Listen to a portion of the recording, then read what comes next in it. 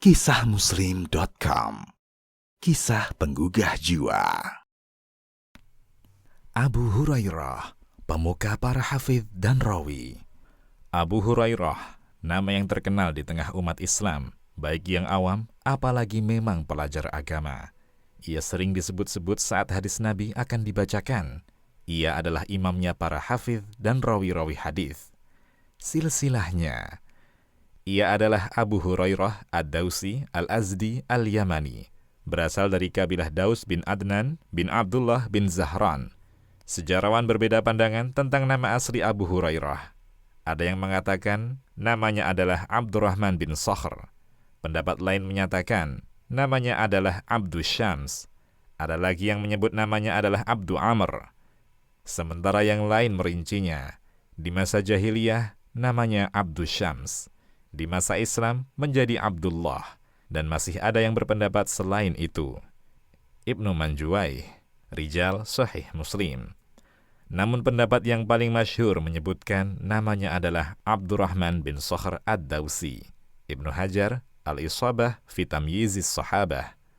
Diriwayatkan dari Abu Hurairah radhiyallahu anhu sendiri, ia berkata, "Di masa jahiliyah, namaku adalah Abdus Syams, yang artinya hamba matahari. Lalu Rasulullah menamaiku Abdurrahman, yakni hamba Ar-Rahman." Ibnul Athir, Asadul Ghabah Al-Almiyah. Dan kunyahnya adalah Abu Hurairah. Kunyah ini lebih masyhur dari namanya. Kunyah ini, Abu Hurairah, yang artinya bapak kucing kecil. Ia dapati karena kebiasaannya membawa dan merawat kucing kecilnya. Ibnu Ishaq, Sirah Ibnu Ishaq. Rasulullah Sallallahu Alaihi Wasallam juga biasa memanggilnya dengan Abu Hir, yang artinya bapak kucing. Di dalam hadis yang diriwayatkan Abu Hurairah radhiyallahu anhu sendiri, ia bercerita, "Aku menemui Rasulullah Sallallahu Alaihi Wasallam. Kudapati ada susu di sebuah wadah. Lalu beliau berkata, 'Abu Hir, temui orang-orang ahlu suffah, suruh mereka menemuiku.'" Hadis riwayat Al-Bukhari, Kitabul Isti'dzan, bab idza du'iya ar-rajulu faja'a hal yasta'dzin. Ibunya bernama Maimunah binti Subaih. At-Tabrani Al-Mu'jamul Kabir. Dari Salim bin Hayyan, ia berkata, "Aku mendengar ayahku berkata, aku mendengar Abu Hurairah mengatakan, aku tumbuh besar sebagai seorang yatim, dan aku ini seorang perantau yang miskin. Aku bekerja dengan Busrah binti Ghazwan agar bisa mengisi perutku yang kosong dan supaya kakiku bertenaga untuk melangkah.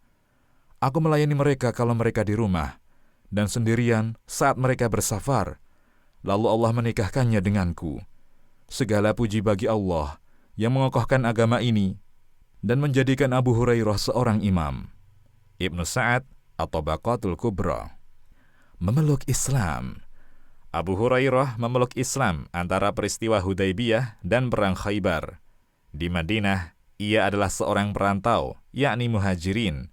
Saat ia memeluk Islam, Nabi sedang berada di Khaybar, Tarikh Dimashq oleh Ibnu Asakir. Keislaman Abu Hurairah ini setelah karunia Allah adalah berkat dakwah sahabat yang mulia At-Tufail bin Amr Ad-Dausi. Setelah At-Tufail memeluk Islam, ia mendakwahi kaumnya. Mereka pun menerima dakwahnya dan memeluk Islam. Lalu ia mengajak 70 atau 80 orang dari kabilahnya untuk datang ke kota Madinah. Di antara mereka ada Abu Hurairah. Ibnu Sa'ad, At-Tabaqatul Kubra. Pengaruh Rasulullah. Rasulullah Sallallahu Alaihi Wasallam memiliki pengaruh besar pada kepribadian Abu Hurairah. Bagaimana tidak? Sejak datang ke Madinah hingga Nabi wafat, Abu Hurairah selalu mengiringi Nabi. Wajar ia menjadi salah seorang penghafal hadis yang paling banyak di tengah para sahabat. Dalam kondisi apapun, Abu Hurairah selalu bersama Nabi, baik saat kelaparan atau saat kenyang. Di mana ada Rasulullah, di situ ada Abu Hurairah. Ibnu Manjuwaih, Rijal Sahih Muslim. Jadi, walaupun kebersamaannya singkat dengan Rasulullah, Abu Hurairah mampu mencapai tingkatan yang tak dicapai sahabat lainnya. Dari Abu Hurairah radhiyallahu anhu, Rasulullah Sallallahu Alaihi Wasallam bersabda, "Abu Hurairah, jadilah seorang yang wara', niscaya kau akan menjadi seorang yang paling taat. Jadilah seorang yang qanaah, merasa cukup. Niscaya, kau akan menjadi seorang yang paling bersyukur. Apa yang kau suka mendapatkannya, sukai juga untuk orang lain. Niscaya, kau menjadi seorang beriman yang sejati. Berbuat baiklah kepada tetanggamu. Niscaya kau jadi muslim sejati. Sedikitlah tertawa, karena banyak tertawa itu mematikan hati. Hadis riwayat Ibnu Majah, disahihkan oleh Al-Albani. Abu Hurairah bercerita, aku pernah mendakwahi ibuku untuk memeluk Islam, karena saat itu ia masih musyrik. Suatu ketika, kudakwahi dia. Tiba-tiba ia malah menyebut Rasulullah dengan sebutan yang benci untuk kudengar. Lalu kutemui Rasulullah sallallahu alaihi wasallam sambil menangis. Aku berkata, Rasulullah, aku mendakwahi ibuku agar menerima Islam, tapi ia menolak ajakanku. Hari ini, ku coba lagi mendakwahinya, tapi ia malah menyebutmu dengan sesuatu yang aku benci mendengarnya. Tolong doakan kepada Allah untuk ibu Abu Hurairah. Semoga dia memberinya hidayah. Rasulullah sallallahu alaihi wasallam berdoa, Ya Allah, berilah petunjuk pada ibu Abu Hurairah. Kemudian aku pergi dengan gembira karena doa Nabi sallallahu alaihi wasallam. Saat aku tiba di rumah, ku dapati pintu tertutup. Ibuku mendengar derat suara langkahku. Ia berkata, tetap di tempatmu Abu Hurairah. Aku mendengar gemericik air. Ibuku mandi. Lalu ia mengenakan pakaian dan khimar. Setelah itu, ia bukakan pintu. Ia berkata, Abu Hurairah, aku bersaksi, tidak ada sesembahan yang benar kecuali Allah. Dan aku bersaksi bahwa Muhammad adalah hamba dan utusan Allah. Aku kembali menuju Rasulullah sallallahu alaihi wasallam. Kutemui beliau sambil menangis bahagia. Aku berkata, Rasulullah, bergembiralah. Allah telah mengabulkan doa Anda dan telah memberi petunjuk kepada ibu Abu Hurairah. Beliau memuji dan menyanjung Allah. Kemudian berkata, khairan. Aku berkata lagi, Rasulullah, tolong doakan agar aku dan ibuku mencintai hamba-hamba Allah yang beriman dan mereka mencintai kami. Rasulullah sallallahu alaihi wasallam berdoa, Ya Allah, buatlah dua orang hambamu ini, Abu Hurairah dan ibunya, mencintai hamba-hambamu yang beriman, dan buatlah mereka juga mencintai keduanya. Abu Hurairah berkata, tidak ada seorang mukmin pun yang mendengar dan melihatku kecuali mencintaiku. Hadis riwayat Muslim dan Ahmad. Penghafal hadis terbanyak. Abu Hurairah radhiyallahu anhu adalah salah seorang sahabat Nabi yang paling banyak hafalan hadisnya, sebagaimana ucapannya sendiri. Tak ada seorang pun yang paling banyak menghafal hadis Rasulullah sallallahu alaihi wasallam melebihi diriku, kecuali Abdullah bin Umar. Aku mengingat hadis dengan hafalanku, sementara dia mengingat dengan hafalannya dan juga mencatatnya. Ia meminta izin kepada Nabi sallallahu alaihi wasallam untuk mencatat. Beliau pun mengizinkannya. At-Tahawi, Syarah Mushkilul Athar. Imam Asy-Syafi'i menyatakan bahwa Abu Hurairah adalah orang yang paling banyak dinukil, hadis darinya. Ada 800 orang sahabat bahkan lebih yang meriwayatkan hadis Nabi sallallahu alaihi wasallam dari Abu Hurairah radhiyallahu anhu. Abdul Qadir bin Muhammad Nasrullah Al-Qurashi, Al-Jauhar Al-Madiyah fi Tabaqatil Hanafiyah. Dia adalah sahabat yang paling banyak hadisnya. Ia meriwayatkan sebanyak 5.374 hadis. Ada juga yang menyebutkan riwayatnya sejumlah 5.364 hadis. Ibnu Hazm, Jawami'us Sirah. Ilmu dan amal. Selain seorang penghafal hadis, Abu Hurairah radhiyallahu anhu juga termasuk ahli ibadah di kalangan para sahabat. Ia banyak sholat, berpuasa, zikir, dan sholat malam. Abu Hurairah berkata, Aku membagi malam menjadi 3 bagian. Sepertiga malam kugunakan untuk tidur, sepertiga lainnya kugunakan untuk sholat malam, dan sepertiga lainnya lagi untuk mengulang-ulang hafalan hadis Rasulullah sallallahu alaihi wasallam. Riwayat Ad-Darimi, Babul Amal bil Ilmi wa Husnin Niyati Fihi. Abu Hurairah sholat di sepertiga bagian malam, istrinya di bagian sepertiga yang lain, dan anaknya di sepertiga yang lain. Ibnu Asakir, Tarikh Dimashq. Dari Abu Utsman, ia berkata, Aku menjamu Abu Hurairah selama 7 hari. ia, istrinya, dan pembantunya membagi malam menjadi 3 bagian. Yang satu sholat di satu waktu, kemudian bergantian dengan yang lain. Riwayat Al-Bukhari, Kitab Al-At'imah, Bab Ar-Rutab bil Qatha. Ia juga terbiasa berpuasa Senin dan Kamis. Ia berkata, Ini adalah 2 hari di mana amalan diangkat. Ibnu As-Sakir, dan ia mengerjakan sholat sunnah di setiap harinya sebanyak 1000 rakaat. Ia berkata, Aku sholat sunnah sekedar dosaku. Ibnu Jauzi, Al-Muntazam fi Tarikhil Umam wal Mulk. Bersama Rasulullah. Begitu banyak rekam kebersamaan Rasulullah dengan Abu Hurairah. Ia benar-benar memanfaatkan momen istimewa itu. Ia optimalkan usia hidup Nabi, memetik hikmah darinya agar bermanfaat untuk dunia dan akhiratnya. Ia sadar ia sudah tertinggal karena tak bersama Nabi sejak awal, sehingga di waktu yang tersisa harus ia maksimalkan. Di antara rekaman kebersamaannya dengan Rasulullah tercatat dalam riwayat-riwayat berikut ini. Diriwayatkan oleh Al-Bukhari dan selainnya dari Abu Hurairah bahwa Nabi SAW pernah berjumpa dengannya di salah satu jalan Madinah. Sementara ia dalam keadaan junub. Abu Hurairah berkata, Aku malu dan pergi diam-diam. Abu Hurairah lalu pergi mandi dan kembali lagi setelah itu. Nabi lalu bertanya, Kemana kau tadi, Abu Hurairah? Abu Hurairah menjawab, Aku tadi junub, dan aku tidak suka bersama Anda dalam keadaan tidak suci. Beliau pun bersabda, Subhanallah, sesungguhnya seorang muslim itu tidak najis. Hadis riwayat Al-Bukhari. Diriwayatkan juga dari Abu Hurairah, ia berkata, Ada yang bertanya kepada Rasulullah Sallallahu Alaihi Wasallam, Wahai Rasulullah, siapakah orang yang berbahagia dengan syafaatmu pada hari kiamat? Rasulullah Sallallahu Alaihi Wasallam menjawab, Aku telah menduga, wahai Abu Hurairah, bahwa tidak ada orang yang mendahuluimu dalam menanyakan masalah ini, karena kulihat betapa perhatian dirimu terhadap hadis. Orang yang berbahagia dengan syafaatku di hari kiamat adalah orang yang mengucapkan La ilaha illallah dengan ikhlas dari hatinya atau jiwanya. Hadis riwayat Bukhari, An-Nasai, dan Ahmad.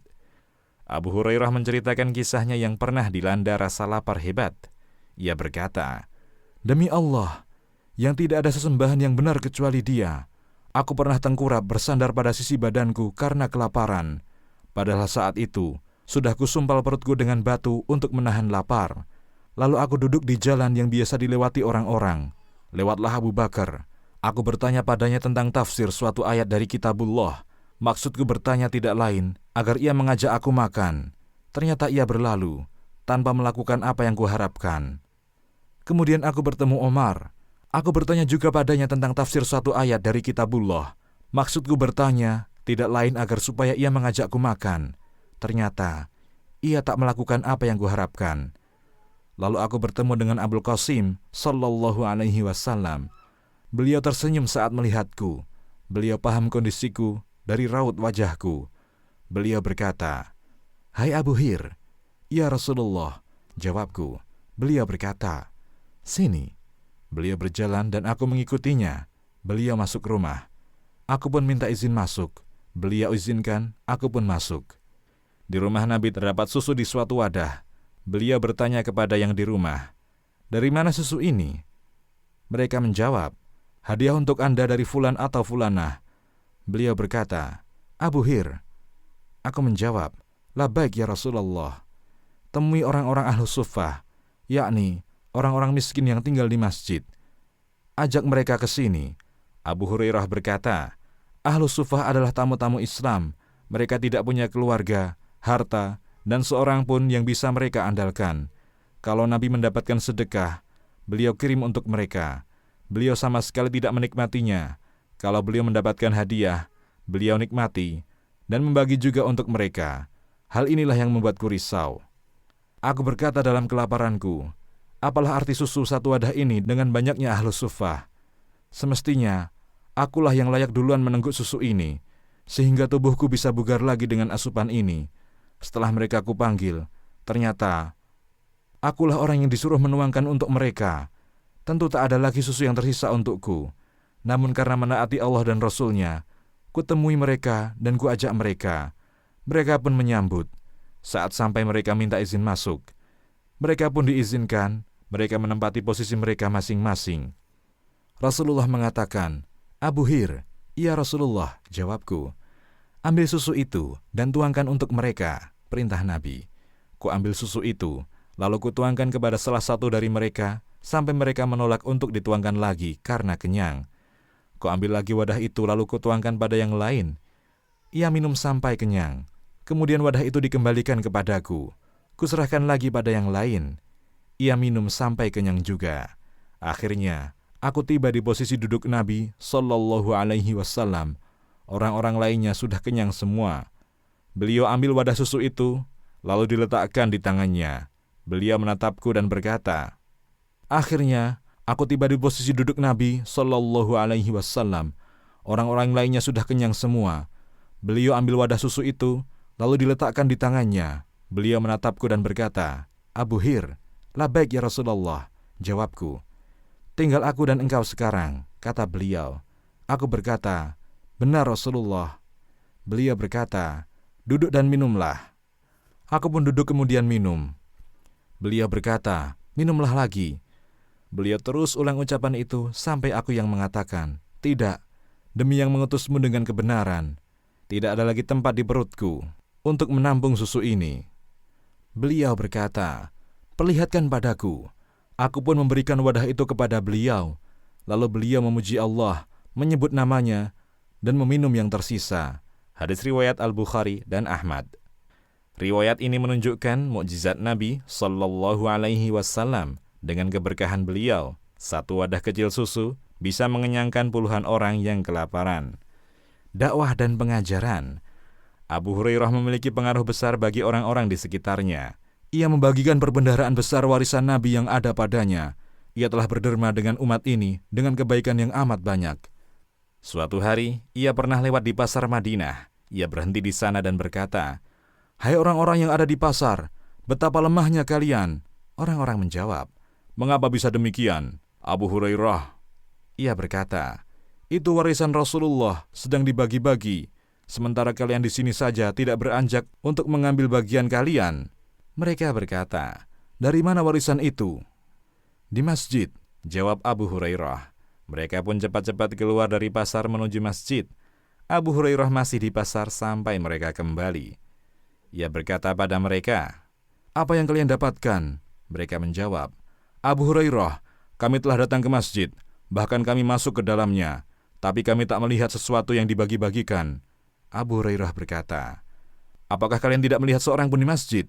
Mereka jawab, "Lihat, ada orang yang sholat, ada yang membaca Al-Quran, ada yang sedang membahas perkara halal dan haram." Abu Hurairah berkata, "Celaka kalian ini, itulah warisannya Muhammad." Riwayat At-Tabrani fi Al-Wasit. Wafatnya.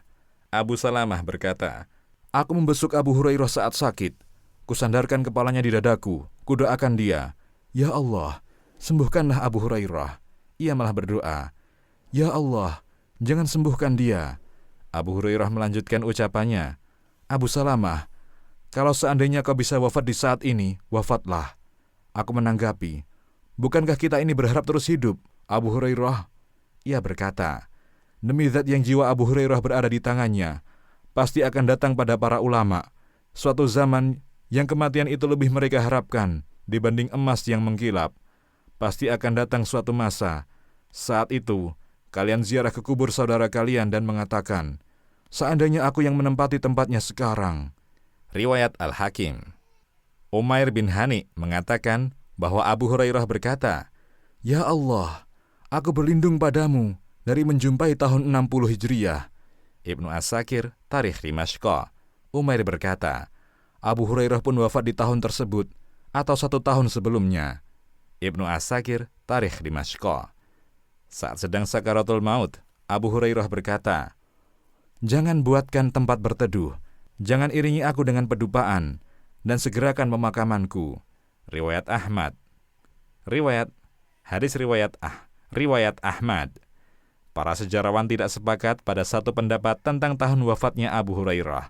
Ada yang mengatakan tahun 57 Hijriah, ada pula yang berpendapat tahun 58 Hijriah dan 59, dan pendapat lainnya. Namun pendapat yang kuat Abu Hurairah radhiyallahu anhu wafat pada tahun 57 Hijriah. Ibnu Hajar Al-Asqalani, Al-Isabah fi Tamyizis Sahabah. Saat itu, usianya mencapai 78 tahun. Ibnu Sa'ad At-Tabaqatul Kubra. Kisahmuslim.com. Kisah penggugah jiwa.